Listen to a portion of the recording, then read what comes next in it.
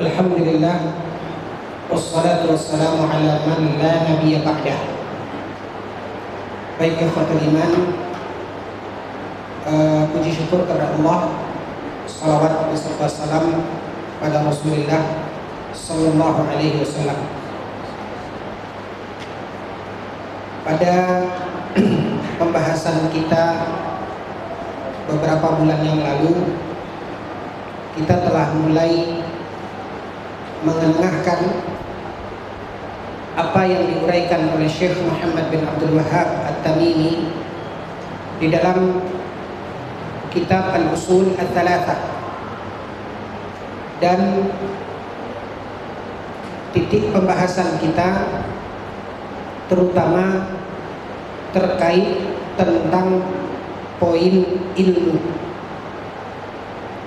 Telah kita jelaskan ketika Syekh Muhammad bin Abdul Wahhab mengatakan, "I'lam rahimakallah annahu yajibu alaina." Kita garis bawahi kata-kata yajibu, yaitu poin yang menjadi kewajiban. Poin yang menjadi kewajiban yang harus kita ilmui, yang harus kita pelajari. Maka kata-kata wajib, sebagaimana dijelaskan oleh para ulama usul, bahwasanya sesuatu yang wajib berpahala jika kita lakukan, dan kalau kita tidak lakukan maka kita berdosa. Ini pengertian dalam pelajaran usul terkait dengan apa yang disebut dengan wajib dalam ahkam at-taklifiyah, dalam hukum-hukum taklifiyah. Maka ketika Syekh Muhammad bin Abdul Wahhab mengatakan wajib atas setiap mukmin, siapapun dia, dimanapun dia berada, apapun profesinya, maka yang dikatakan oleh Syekh, seorang mukmin wajib mempelajari, yang mana bila dia tidak mempelajarinya maka dia berdosa, dan di situ akan berlaku baginya hukum Allah Azza wa Jalla sebagai konsekuensi dari dosanya, yaitu dosa yang tercatat ketika dia tidak menjalankan kewajibannya mempelajari apa yang wajib dan harus dia pelajari.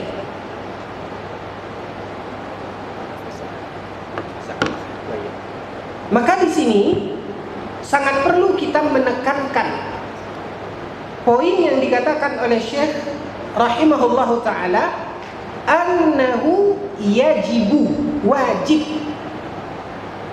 Selama dia adalah seorang mukmin, bukan hanya orang-orang yang memang menggeluti pendidikan di sekolah-sekolah agama, bukan hanya kewajiban para santri atau orang-orang yang belajar di sekolah agama, tapi di sini adalah kewajiban atas setiap mukmin, siapapun dia, apapun profesinya, dimanapun dia berada. Maka ketika dia tidak mempelajarinya, tidak meluangkan waktu untuk berilmu terkait dengan poin ini, maka selama itu dia berdosa. Inilah kaum muslimin ikhwatal iman hal yang dijelaskan oleh Nabi Shallallahu Alaihi Wasallam, seperti yang diuraikan oleh para ulama, seperti yang diuraikan oleh para ulama. Maka poin yang dikatakan wajib dipelajari ini berlaku atas setiap mukmin, sekali lagi, dimanapun dia berada. Selama dia adalah seorang mukmin, dimanapun dia berada, mau di perkotaan, di pedesaan, di tepi pantai, di pegunungan, di kota besar, di tengah hutan, maka apa? Selama dia adalah seorang mukmin, wajib yang bila dia tidak tunaikan, bila dia tidak belajar, maka kaum muslimin ikhwatal iman, jika dia tidak mempelajarinya, maka dia berdosa. Inilah makna kata-kata wajib.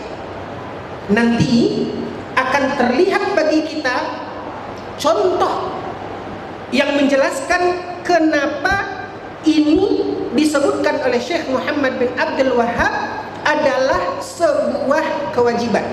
Nanti akan terlihat oleh kita. Nah, sebelum kita sampai di titik ini, perlu kita melihat lebih dalam apa yang dikatakan oleh Syekh Muhammad bin Abdul Wahhab yang wajib atas setiap mukmin terkait dengan ilmunya dulu, yaitu yang pertama al-ilm, berilmu, belajar. Apa yang wajib dia ilmui dan apa yang wajib dia pelajari? Apa itu al-ilm yang dikatakan wajib, tidak ada negosiasi? Ini sudah harga mati dari Allah Azza wa Jalla. Pada setiap mukmin wajib dia mempelajari ini. Apa itu? Ma'rifatullah. Ini yang pertama, mengenal Allah. Yang kedua, wa ma'rifatu nabiyyihi. Yang ketiga, wa ma'rifatu dinil islami bil adillati. Ada 3 poin.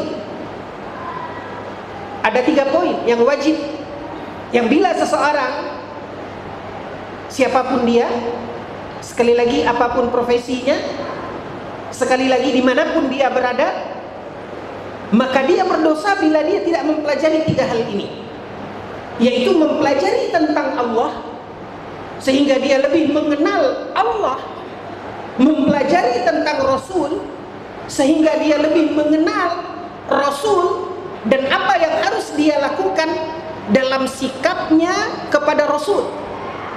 Kemudian yang ketiga, dia lebih mempelajari dan dia harus mempelajari terkait tentang agamanya, yang mana sumber dari 3 poin yang wajib dia pelajari ini bukan berasal dari akalnya, bukan berasal dari hasil renungan, yaitu seseorang bersemedi misalnya, lalu kemudian dia dapat wangsit, dapat ilmu, bukan. Tapi apa dasarnya? Bil adillati. Dia berilmu tentang 3 hal ini, mengenal Allah, mengenal Rasul, kemudian mengenal agamanya. Dengan apa? Yaitu dengan dalil. Ya, yaitu dengan dalil. Nah, pada kalimat-kalimat yang diuraikan oleh Syekh Muhammad bin Abdul Wahhab ini sangat luas penjabarannya. Kalau kita lihat, kenapa 3 hal ini, mengenal Allah, mengenal Rasul, dan mengenal agama, yang diwajibkan atas setiap mukmin tanpa kecuali,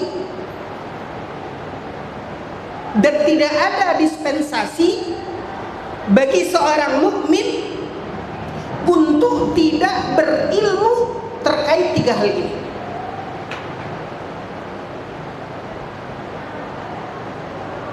Kenapa 3 hal ini?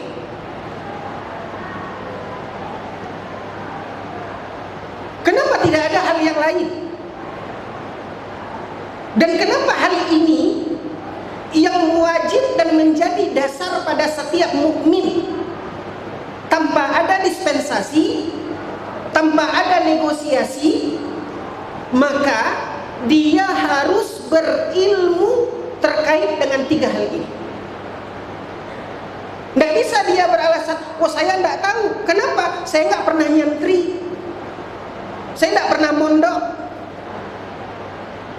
Nggak bisa dia beralasan, saya nggak tahu, saya tidak berilmu, saya tidak mempelajarinya. Kenapa? Karena saya bukan itu profesi saya. Profesi saya misalnya seorang mekanik misalnya. Seseorang tidak bisa beralasan seperti ini. Sekali lagi, siapapun dia, apapun profesinya, dan dimanapun dia berada, wajib. Kenapa kaum muslimin ini dimuliakan oleh Allah? Kenapa 3 hal ini harus dipelajari oleh setiap mukmin tanpa kecuali?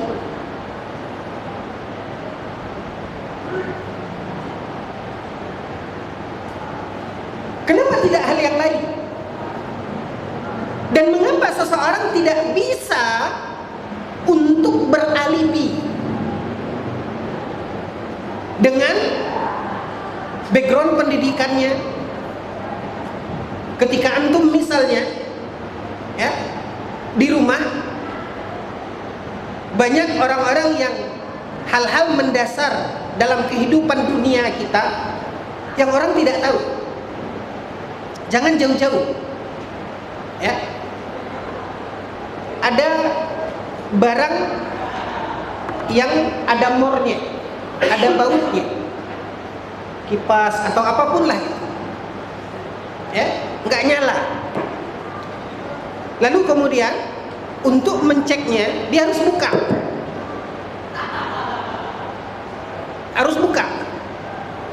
lalu dikatakan bukanya pakai apa? Bukanya pakai obeng misalnya begitu. Atau dia tahu bukanya pakai obeng, dia lihat kepalanya ada obeng yang begini lurus kepalanya, ada yang plus. Kalau di kampung saya orang bilangnya obeng bunga. Nah begitu dia coba mau buka, dia putar ke sini ya. Yang harusnya mutarnya membuka ke kiri, dia putar ke kanan. Ditepok sama bapak, kok buka baut aja nggak tahu, harusnya ke kiri bukan ke kanan. Dia tidak pernah belajar, tidak pernah tahu. Ini terkait masalah dunia.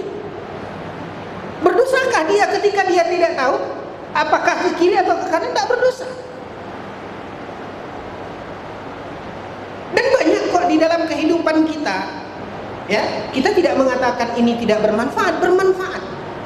Tapi apakah wajib komponen-komponen antum ya, dan rata-rata kita yang background kita, kemudian passion kita bukan di mesin misalnya ya, yang kita tahu cuman make kendaraan-kendaraan yang hari-harian begitu menopang kehidupan kita, nggak ngerti kita ya. Ketika mobil dibawa ke bengkel, apa kata orang bengkel? Oh ini filter olinya mesti diganti pak. Hah? Emang oli ada filternya? Banyak hal yang kita tidak tahu ya.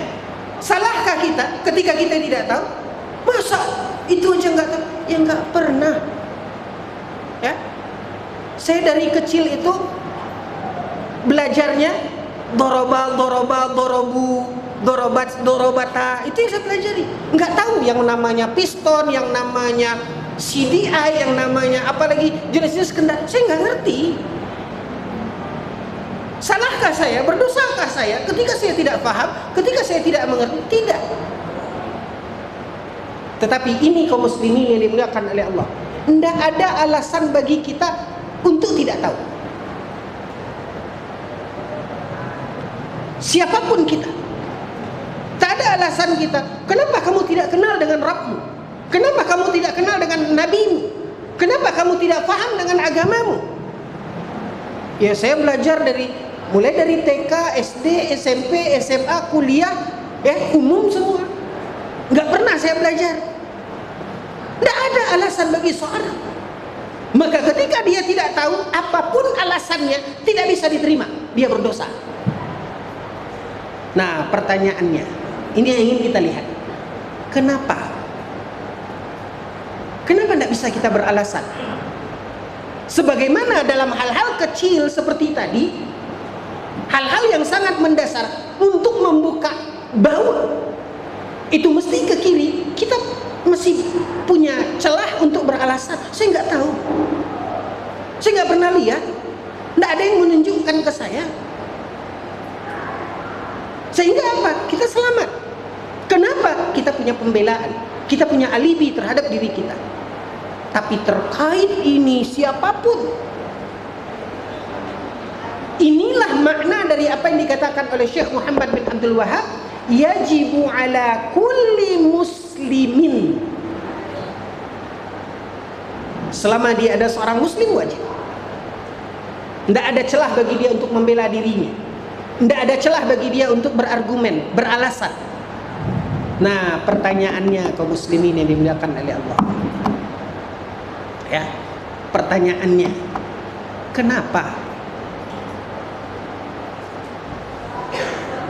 Kalau dalam masalah-masalah dunia tadi, dalam mesin lah misalnya, padahal coba lihat begitu lekatnya hidup kita dengan kendaraan, mulai dari pagi sampai malam kita dengan kendaraan itu terus, yang mengantarkan kita kemana yang kita tuju.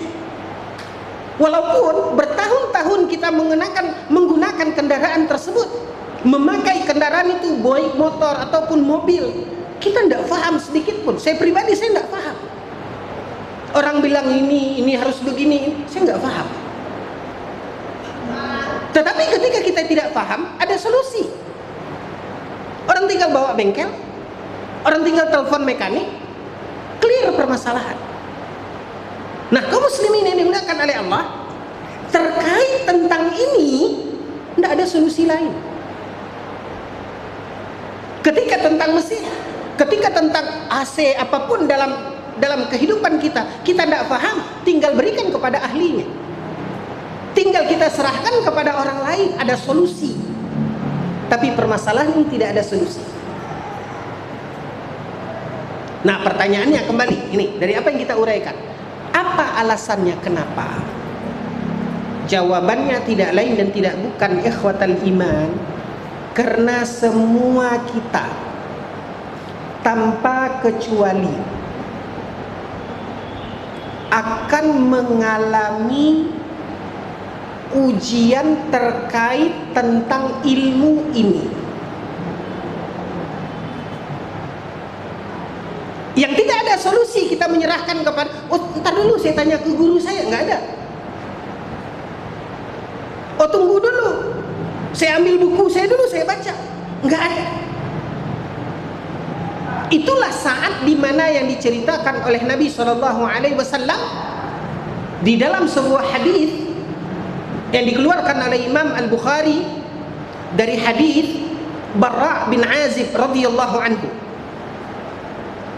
Ketika seorang manusia meninggal dunia, maka berpisah ruh dengan jasadnya. Dalam hadis yang panjang diceritakan oleh Nabi SAW, maka sampai pada proses ketika jasad dari orang yang meninggal ini dibaringkan di dalam lahatnya. Dan ketika orang-orang yang tadi hadir dalam prosesi pemakaman siap-siap mulai meninggalkan tempat yang tadi mereka berkumpul,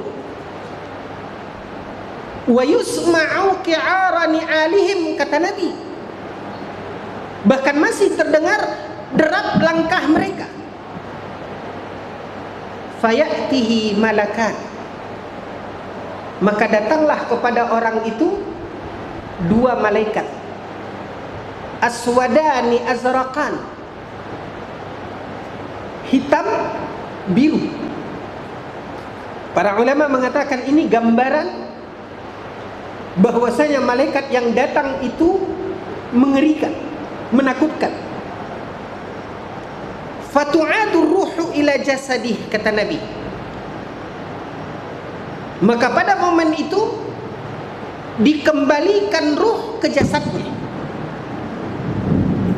Wa yujlisani, lalu dua malaikat yang datang itu mendudukkan dia. Nabi SAW menjelaskan. Lalu kemudian malaikat itu bertanya.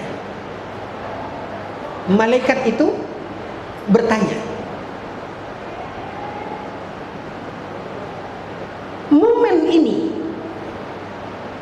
yang diingatkan oleh Nabi SAW seperti dijelaskan dalam hadis terkait tentang apa yang Nabi SAW lakukan setelah proses pemakaman. Apa kata Nabi? Nabi SAW mengatakan, ud'u li akhikum wasalu lahu tathbit fa innahu al-ana yus'al. Ketika kubur sudah mulai ditimbun dan hampir selesai, Nabi menghimbau kepada orang-orang yang hadir saat itu. Kata Nabi, ud'u li akhikum, doakan saudara kalian ini yang baru saja dikuburkan. Wasalu lahu tathbit, mintakan kepada Allah untuknya keteguhan. Fa innahul ana yus'al, kata Nabi, karena sebentar lagi dia akan ditanya. Dia akan mulai ujian. Makanya Nabi SAW mengajak orang-orang yang masih hidup, yang hadir di saat proses penguburan itu, untuk membantunya dengan apa? Dengan doa. Karena dia akan mengalami ujian tanpa kecuali. Bisakah seorang mukmin beralasan, saya nggak ikut ah? Dia tidak punya pilihan. Bisakah seorang mukmin beralasan, kenapa ini yang ditanya kepada saya? Coba tanya kepada saya tentang rumus kimia. Kenapa? Background saya pendidikan kimia, misalnya. Nggak ada.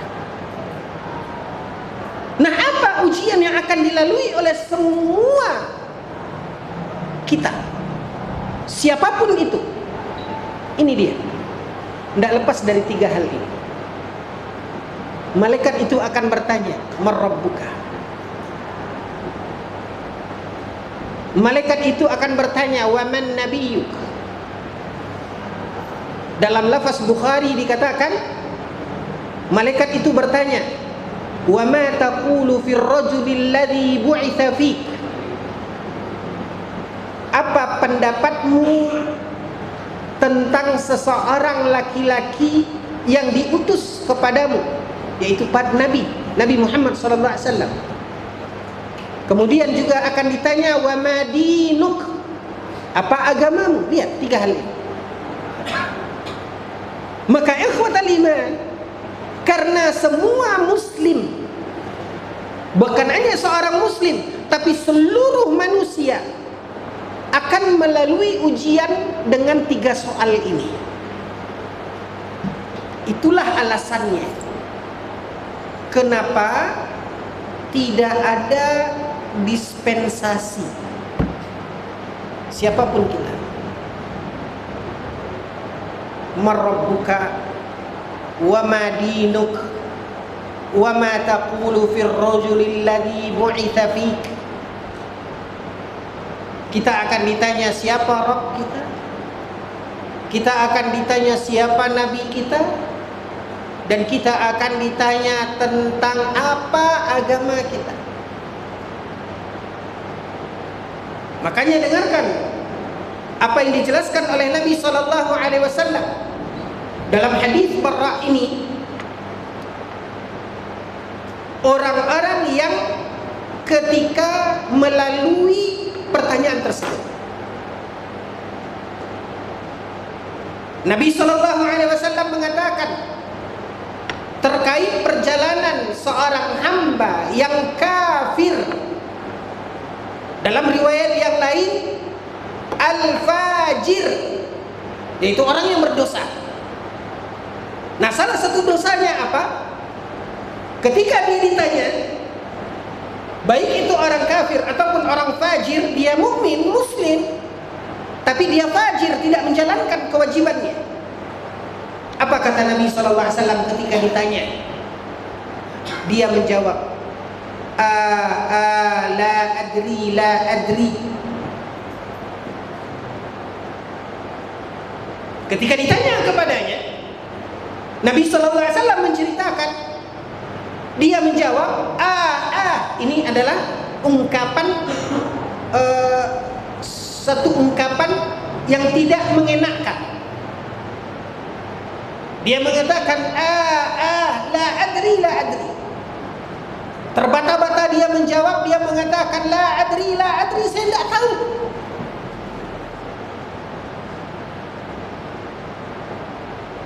Lalu ditanya kepadanya pertanyaan kedua, jawabannya sama. Kenapa dia tidak tahu? Karena dia tidak belajar. Karena dia tidak mencari tahu. Lalu ditanya kepadanya tentang agamanya. Dia mengatakan la adri, la adri. Dan ada juga kata Nabi sallallahu alaihi wasallam orang-orang yang dia tahu, ya, tapi bukan ilmu, bukan sesuatu yang dia pelajari, bukan sesuatu yang dikatakan ilmu dalam tanda kutip.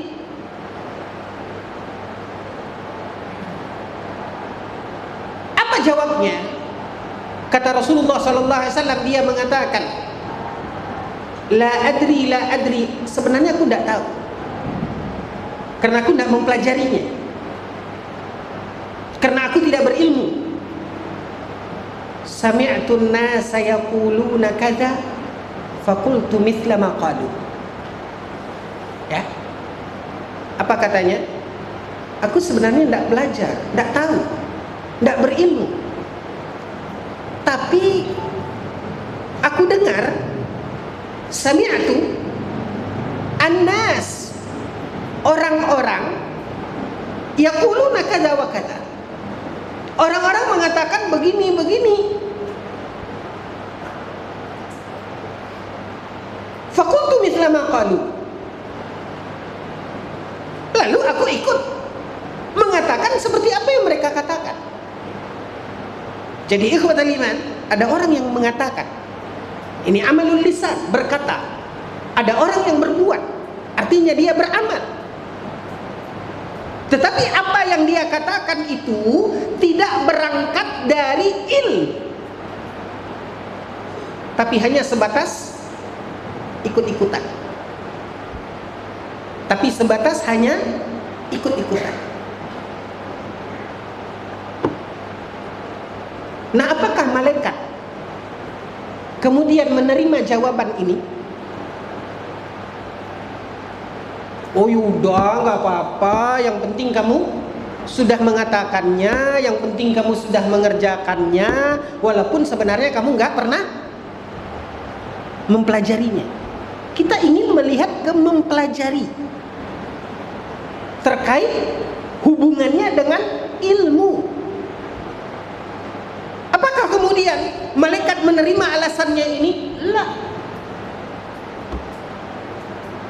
Justru ikhwatal iman, dalam riwayat yang lain dikatakan apa? Saat dimana mereka mengatakan itu, setiap ditanya, sami'tun nasa yaquluna kadza fa qultu mithla ma qalu. Aku dengar orang-orang mengatakan begini, maka aku pun ikut mengatakan seperti itu juga.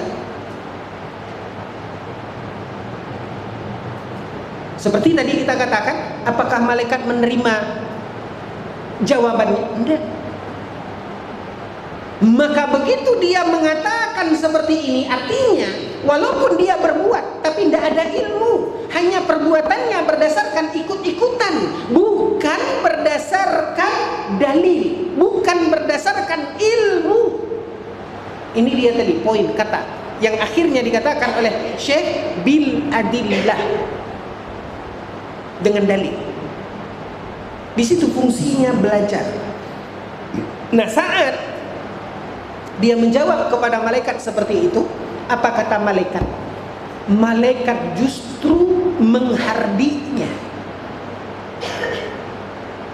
Ketika ada yang menjawab, aku tidak tahu, karena dia tidak tahu, dia pun tidak berbuat. Atau dia menjawab, aku tidak tahu, tapi aku dengar orang mengatakan begini, aku pun mengatakan seperti itu pula.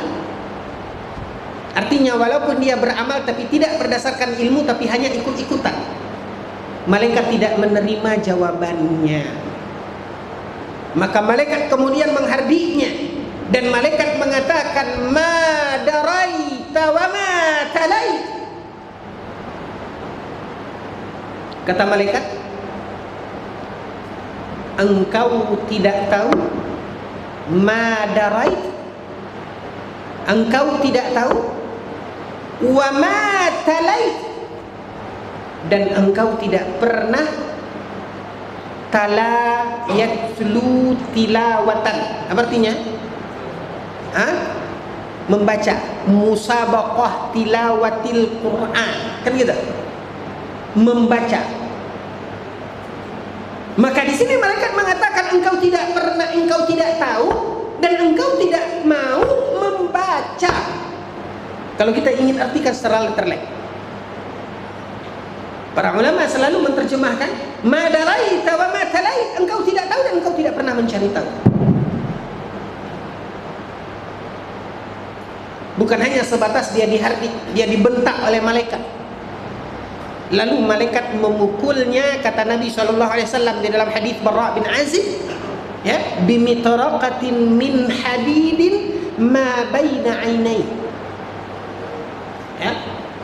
Kemudian dia dipukul dengan palu dari baja. Di titik mana dipukul? Di antara kedua matanya. Maka inilah kaum muslimin yang dimuliakan oleh Allah, momen yang akan dilalui oleh setiap insan, dan dia tidak akan terlepas dari momen ini siapapun dia, apapun profesinya, dimanapun dia berada. Makanya kaum muslimin yang dimuliakan oleh Allah, penting dan wajib, bukan hanya sekedar penting, tapi sebuah kewajiban, keharusan.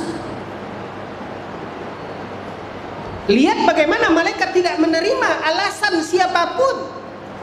Kendati pun dia berbuat tapi dia tidak pernah mempelajarinya, malaikat menghardiknya, malaikat membentaknya. Apa kata malaikat? Ma daraita wa ma talait, engkau tidak tahu dan engkau tidak pernah mencari tahu. Maka inilah alasannya kaum muslimin, ikhwatal iman, ya, apapun profesi kita, apapun posisi kita, status sosial kita di tengah-tengah masyarakat, dimanapun kita hidup, ini adalah keharusan dan kewajiban tanpa ada alasan. Sadari, inilah yang harus. Dan mau tidak mau, wajib dilakukan oleh setiap muslim kalau dia mendambakan keselamatan.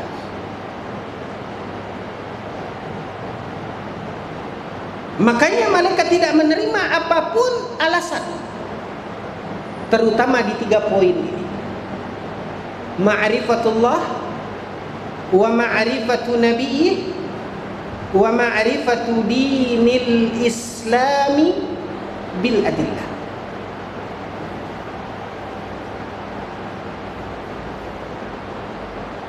Lihat ikhwatal iman, lihat diri kita, lihat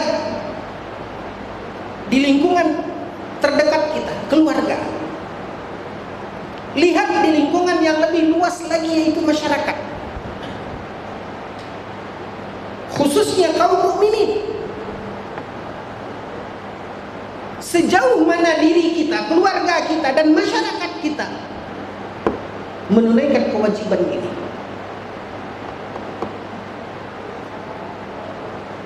Menunaikan kewajiban ini sejauh mana?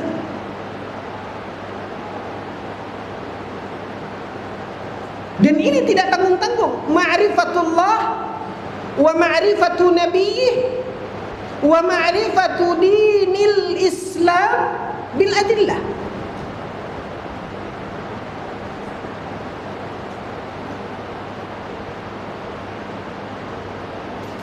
Maka kenalilah Allah dan kenalilah Nabi, serta kenalilah agama ini dengan dalil.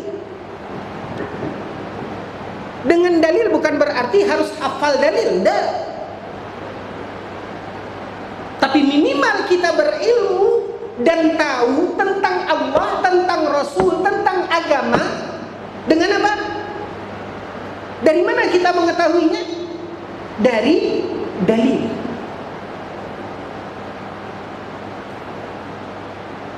Jangan jauh-jauh ikhwatal iman untuk mengukur, ya, sampai di mana diri kita. Tentu yang utama paling adalah diri kita. Kemudian yang kedua apa? Keluarga kita. Kemudian baru masyarakat kita. Maka kalau kita berbicara dalam payung, kita berbicara ini dalam payung pendidikan ini,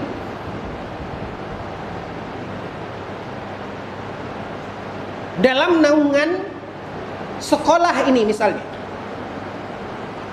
silahkan kita lihat sejauh mana keluarga besar sekolah kita yang telah menunaikan kewajiban ini. Belum lagi kita berbicara lingkungan yang lebih besar yang menjadi bagian dari lingkungan-lingkungan kehidupan kaum mukminin. Sebelum kita berbicara orang lain, mari lihat diri kita. Apakah kita telah mengenal Rabb kita? Sejauh mana kita mengenal Rabb kita, Allah? Sejauh mana kita mengenal Rasul kita? Apa kewajiban kita terhadap Rasul kita?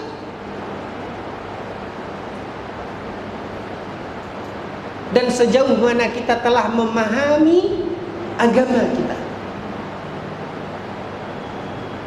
Maka bisa kita lihat apa yang telah kita perbuat.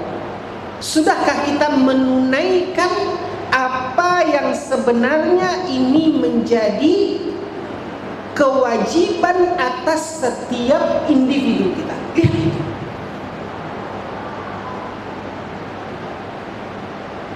Ya.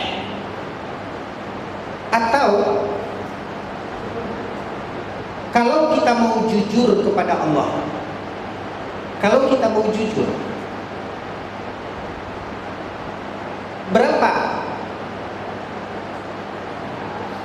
persen dalam agama kita yang kita menjalankannya dengan ilmu? Berapa persen?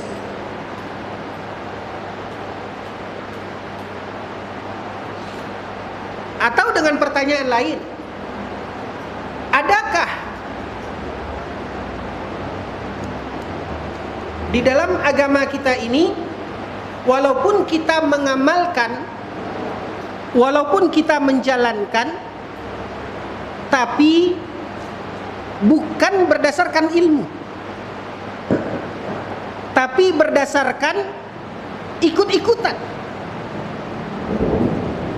Apakah yang menjadi ikutan kita itu adalah orang tua, sehingga patokan kita di dalam menjalankan agama itu berdasarkan turunan? Atau yang kita ikuti itu adalah apa yang sampai kepada kita? Apakah itu dari orang sekitar kita, dari guru kita, ataupun dari media atau apapun, kemudian kita ikuti? Artinya berarti kita menjalankan agama kita bukan berdasarkan ilmu, tapi berdasarkan ikut-ikutan. Dan terkait hal ini, malaikat tidak menerima apapun alasan kita. Ingat apa yang dikatakan dan dibentak oleh malaikat tadi, ma daraita wa ma talai, harus dengan ilmu. Karena ketika kita tidak berilmu dan kita tidak pernah untuk mau belajar, maka itu adalah kebinasaan bagi seorang mukmin. Inilah ikhwatal iman, pentingnya ilmu terkait tentang tiga hal tersebut.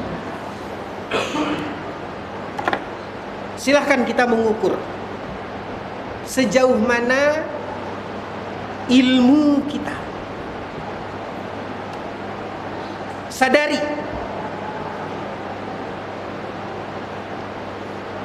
ya, sadari tentang Allah. Tuntas tak pelajaran kita tentang Allah, tentang Rasul? Tuntas tak ya satuan pembelajaran kita dalam bab Rasul? Tuntas tak? Atau masih ada bab-bab tentang itu, terkait hal itu yang kita belum mempelajarinya, yang kita belum berilmu? Belum lagi kita berbicara tentang agama kita, ikhwatal iman. Betapa banyak dalam amal agama kita yang kita ikut-ikutan. Kalau kita mau jujur kepada Allah Azza wa Jalla.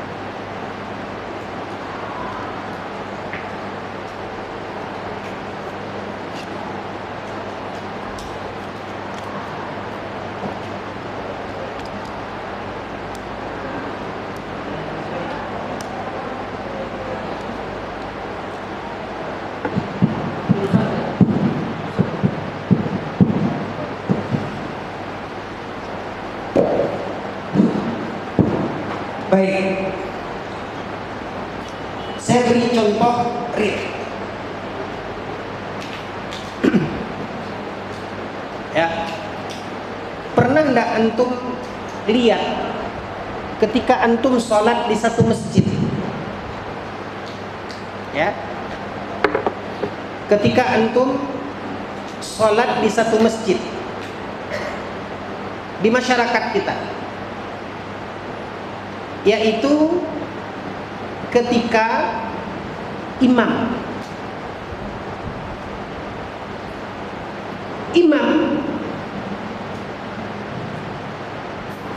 pada dasarnya adalah orang yang didahulukan selangkah, kan begitu?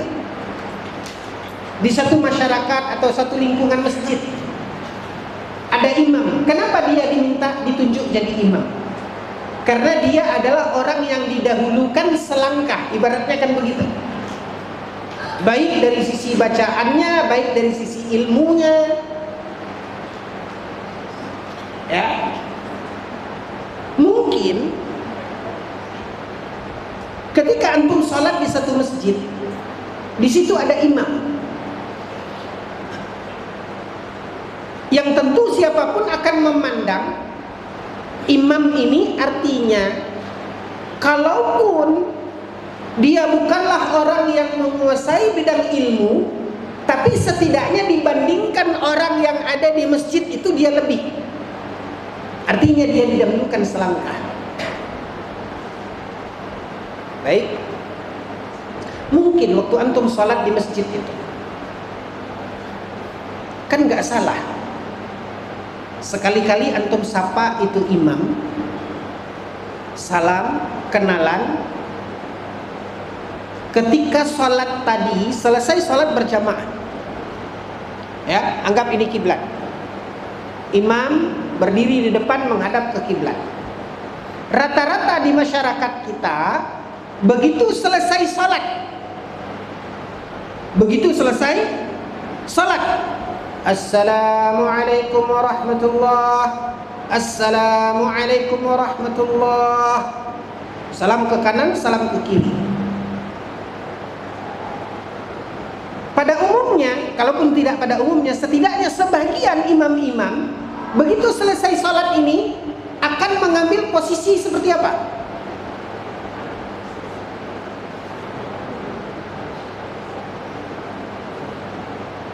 Coba ingat, di daerah antum, kalau ini kiblat, habis salam, menghadap kiblat, ya sholat menghadap kiblat, Pak. Selesai sholat menghadap jamaah. Pernah enggak antum lihat imam yang begini lalu dia serong ke kanan?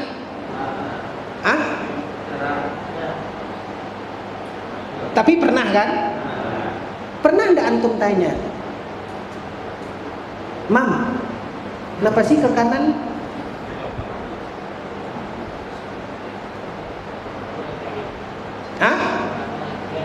Karena tidak boleh ke kiri, makanya ke kanan, kan gitu.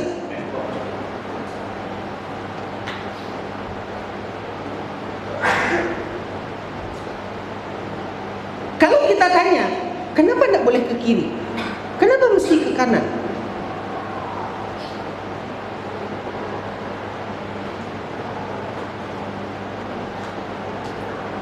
Ya, kan Nabi suka yang kanan. Dalam hadisnya Nabi itu yuhibbu at-tayammun, kan gitu. Ngambang dalilnya.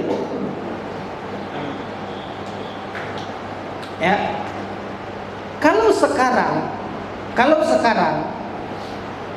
sudah banyak dibahas di kaji-kajian, disampaikan oleh ustadz-ustadz, bahkan ditunjukkan ketika imam-imam yang sudah belajar, ketika mereka membaca hadis Nabi sallallahu alaihi wasallam, bahwasanya Nabi sallallahu alaihi wasallam idza farigha minas salati aqbala ilaina biwajhihi.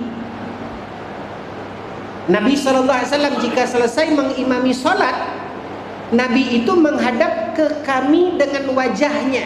Itu dalam hadis. Artinya Nabi imam setelah salat itu menghadap ke siapa? Ke makmum. Jelas hadisnya. Kalau sekarang sudah banyak kajian, ya, kami sekitar 20 tahun yang lalu belum marak kajian-kajian ini, belum marak. Itu kami pernah melakukan survei dengan menyapa para imam-imam seperti itu. 95% dari survei itu membuat imam itu bingung. Rata-rata mereka menjawab, ini kalau imam yang jujur ya. Begitu kita tanya, Mam, ya tentu dengan sopan kita tanya. Kita datang satu masjid, ya kita panggil ustadz, kita panggil Pak Haji, atau macam-macam. Lalu kita tanya, boleh enggak saya tahu kenapa imam itu habis sholat menghadap ke kanan. Kenapa? Hanya dengan pertanyaan itu, ini kita bertanya ke imam yang notabene-nya adalah orang yang didahulukan selangkah di masyarakat, yang tentu kita berasumsi pasti ilmunya lebih dibandingkan dengan masyarakat setempat. Nah itu pernah kita lakukan survei itu, apa jawaban para imam-imam itu? Bingung deh, dengan muka bingungnya. Kita tanya, Pak Imam kan ke kanan tadi, kenapa? Mulai bingung dia, pelongo begitu. Entah, dia pun tidak tahu. Dan kalau dia lanjutkan jawabannya, dia mengatakan apa? Kenapa imam menghadapnya ke kanan? Kenapa enggak yang lain? Kenapa duduk aja lah, santai aja menghadap ke depan? Kenapa mesti ke kanan? Kenapa tidak ke kiri atau ke tempat yang lain atau telentang sekalian? Kan gitu kalau kita mau dengan tidak sopannya, kan gitu.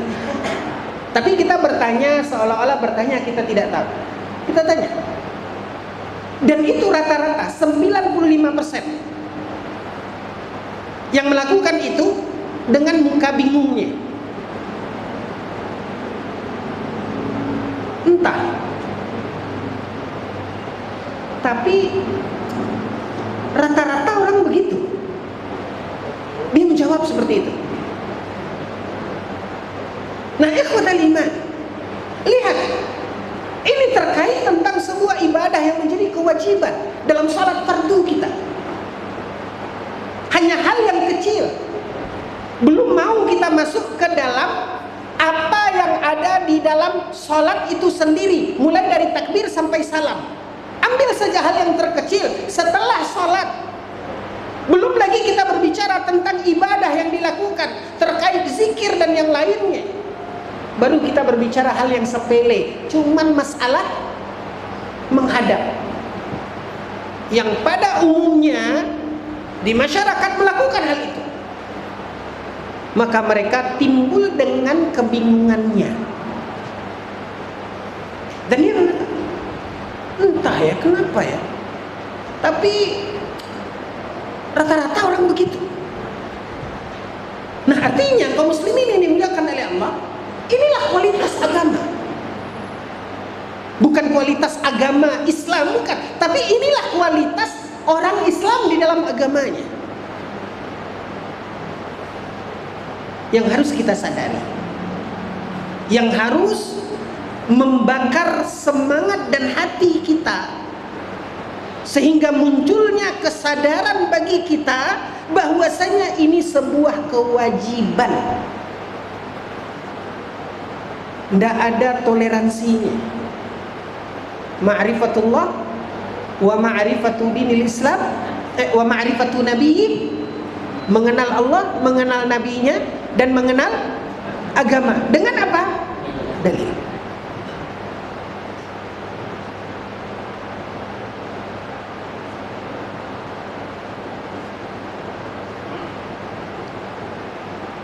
Nah harusnya, kalau kita berbicara harusnya ada evaluasi tingkat ilmu kita pada tiga ini.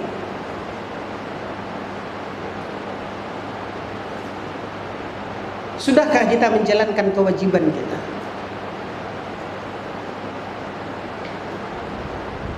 Sejauh mana kita telah mengenal Rabb kita?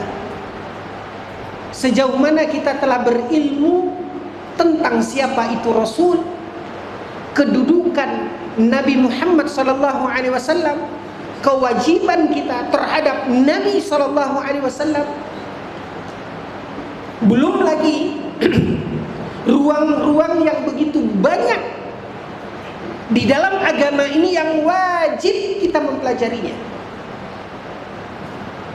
Dan mulailah dari poin seperti yang diuraikan oleh Ibnu Hubairah terkait apa yang wajib bagi kita untuk kita pelajari, karena begitu banyak cabang-cabang dari ilmu agama ini, banyak. Nah, mana yang wajib bagi kita? Menjadi kewajiban bagi setiap individu tanpa kecuali.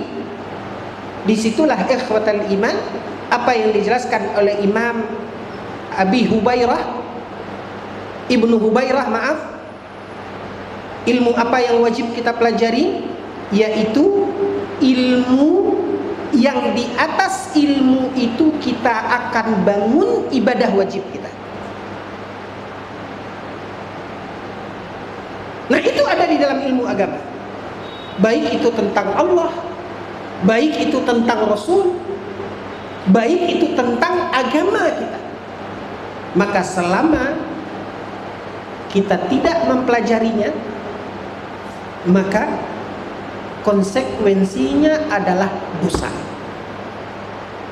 Jadi ketika Syekh Muhammad bin Abdul Wahab mengatakan annahu yajibu ala kulli muslim, ini penekanannya sangat mendalam. Ini berkaitan dengan apakah kita nanti akan bahagia ataupun kita akan sengsara. Bukan hanya di akhirat antara surga dan neraka, tapi ini juga akan berefek sebelum itu, terutama setelah kita meninggal dunia. Di saat dimana malaikat akan datang mempertanyakan kepada kita, dan kita tidak memiliki celah untuk beralibi membela diri kita dengan alasan kehidupan kita, kesibukan kita, rutinitas kita, aktivitas kita, profesi kita, dan sebagainya. Tidak ada. Siapapun kita, apapun profesi kita, dan dimanapun kita berada, maka inilah kewajiban bagi kita. Dan inilah alasan kenapa tiga hal ini yang ditekankan: ma'rifatullah, wa ma'rifatu nabiyyi, wa ma'rifatu dinil islami bil adillah. Karena semua kita akan melalui ujian pada tiga poin ini. Wallahu ta'ala a'lam. Sampai di sini kita masih ada waktu, Pak Adam? Bukan, kita tidak buka pertanyaan. Saya beri kesempatan antum membantah.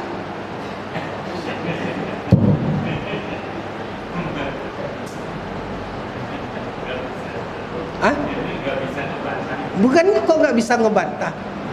Yang tidak bisa dibantah itu dua malaikat tadi. Oke, ada yang mau bantah silakan.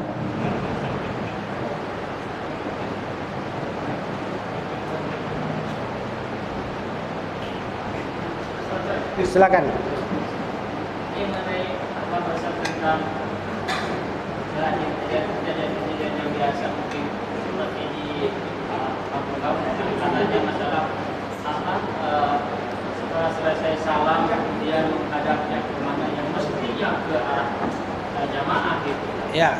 Nah, pertanyaan saya itu sebetulnya hukumnya apakah wajib sehingga kalau tidak menjadi imam yang menjadi dosa atau bagaimana? Ya. Nah, yang Anda pernah dengar dan pernah alasan-alasan ulama itu supaya kelihatan kalau Rasulullah selesai sholat wajib, makanya menghadapnya oleh imam saja. Ya. Nah, makanya menghadap ke jemaah itu apakah suatu kewajiban?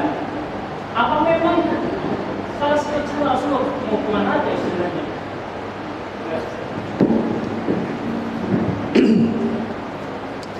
Ya, baik ikhwatal iman, masalah ketika menghadap imam, menghadap makmum, sebenarnya apa sih hukumnya?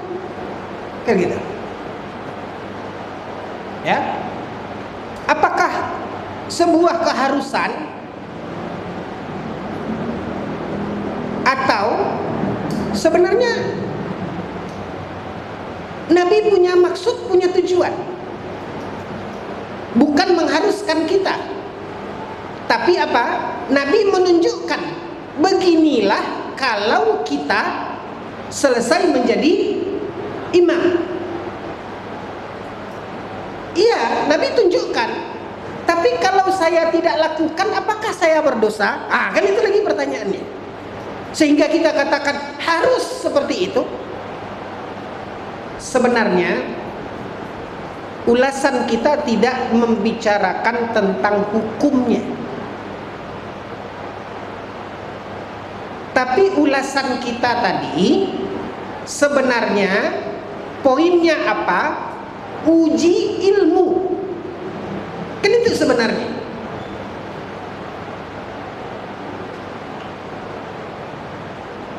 Terus kalau seandainya seseorang tidak menghadap makmum, atau orang menghadap ke makmum, imam menghadap ke makmum, atau justru dia menghadap kemana?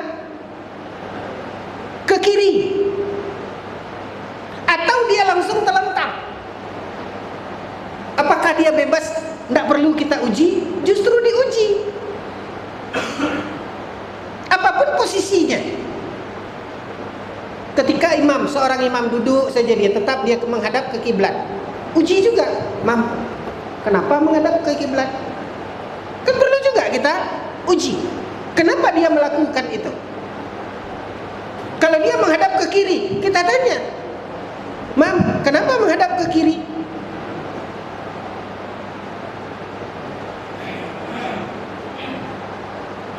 Terus imam yang menghadap balik ke makmum, pernah tidak antum uji? Kenapa antum habis sholat ngadap ke kami?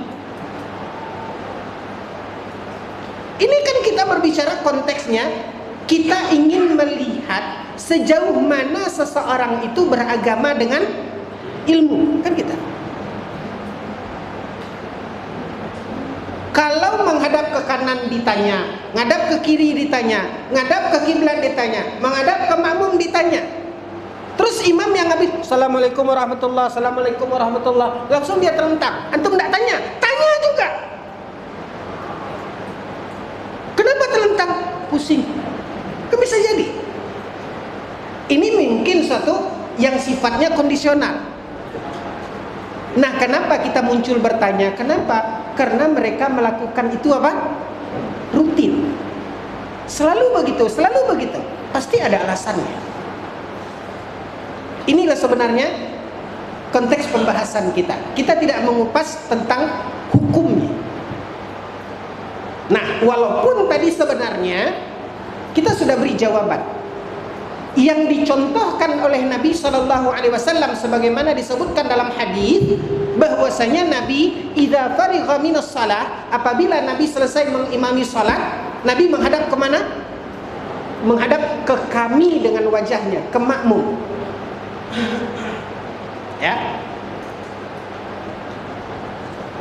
Ya kan Nabi tidak ada suruh orang begitu, kan gitu. Ada tidak Nabi dalam ucapannya mengatakan, kalau kalian habis mengimami sholat, lalu putar badan kalian menghadap ke makmum? Ada tidak Nabi ucapkan demikian? Dalam hadis, lafzan, secara lafaz Nabi mengucapkan seperti itu. Wallahu ta'ala alam, saya tidak tahu. Ya. Tetapi secara perbuatan, begitulah yang dicontohkan oleh Nabi. Maka kita sebagai mukmin, kita apa? Mencontoh, menauladani apa yang dilakukan oleh Nabi. Ya kan, kalau kita kan itu kan perbuatan Nabi. Kalau saya menghadap ke kanan, emang salah? Nah, coba. Ada yang tahu jawabannya? Ya kan Nabi menghadap ke makmum. Saya menghadap ke kiri aja dah. Emang salah? Emang ketika saya menghadap ke kiri, saya berdosa? Coba.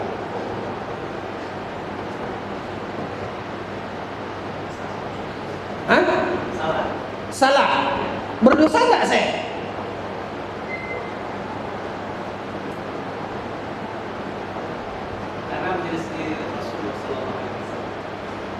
Kan saya tidak menyelisihi Rasul.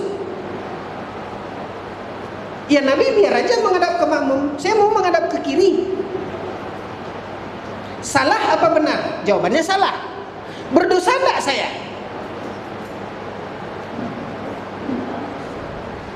Ayo, berdosa apa enggak? Yang katakan tidak, kenapa tidak berdosa? Ah? Kan tidak wajib, kan gitu? Kan tidak wajib, kan? Tidak wajib. Sama dengan ketika apa? Saya masuk masjid, saya langsung duduk. Seharusnya kita tahiyatul masjid dulu, kan gitu? Saya langsung duduk. Saya tidak tahiyatul masjid, dosa tidak saya? Ah, kan sunat. Kan saya tidak dosa.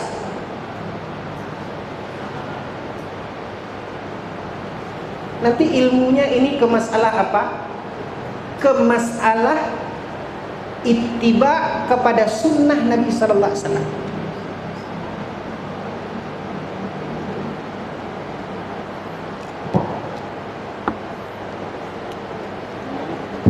Jangan jauh-jauh.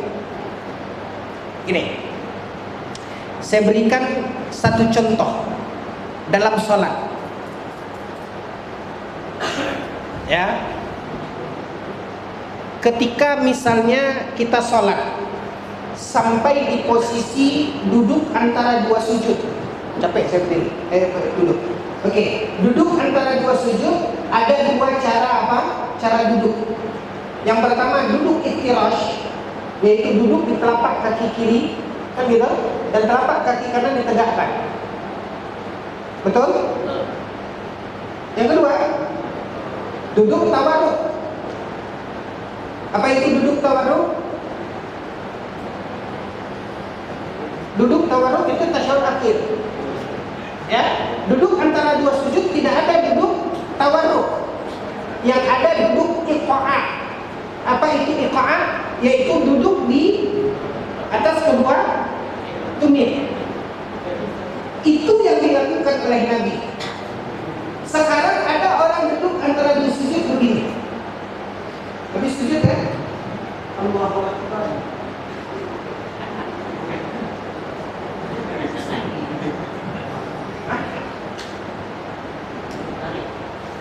Apa ini?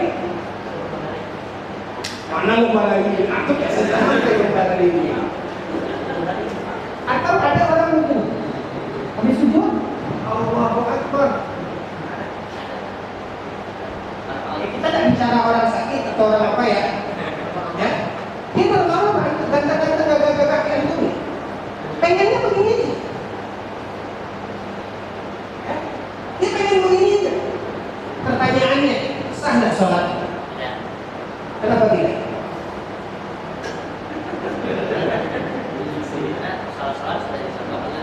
Betul.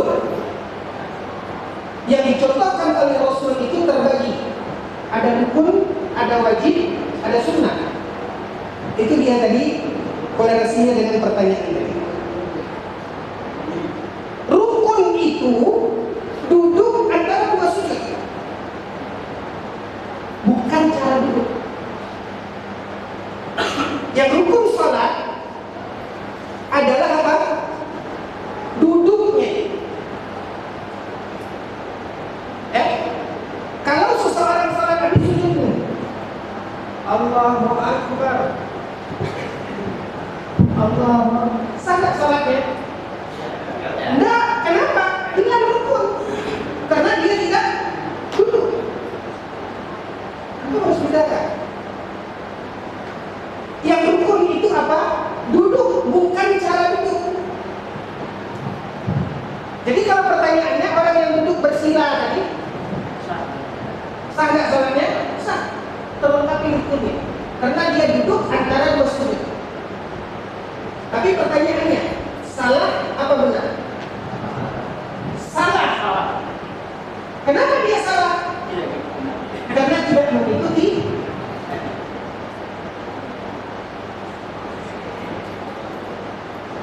Tapi dosa nggak? Pertanyaan ketiga. Sahkah salahnya? Sah, itu jawabannya. Salah kan? Salah. Kenapa salah? Karena dia tidak mengikuti Nabi.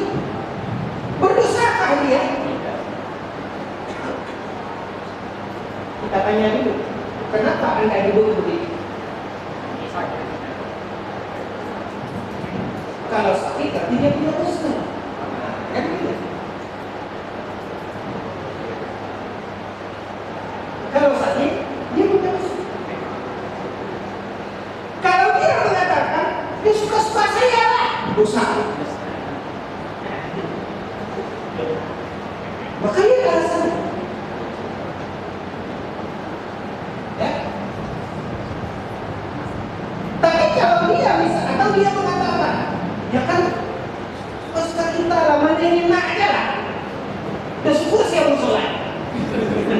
Bisa enggak? Bisa.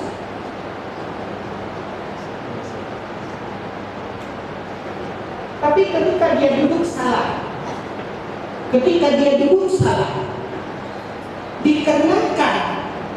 dikarenakan belum sampai ilmu kepadanya. Lihat tetangga kampung kita. Banyak kan masyarakat kita yang tidak tahu duduk iftirash, tidak tahu duduk ita'ah. Duduknya seperti apa? Duduk begini deh. Kenapa? Karena dia tidak berilmu, karena dia tidak tahu. Tapi bukan anggapannya suka saya, bukan. Tapi karena betul-betul ketidaktahuannya, berdasarkan dia. Tidak. Bisa berbeda. Paham? Oke, itu aja. Capek saya. Mohon maaf atas segala kekhilafan. Subhanakallahumma bihamdika asyhadu an la ilaha illa anta astaghfiruka wa atubu ilaik. Assalamualaikum warahmatullahi wabarakatuh.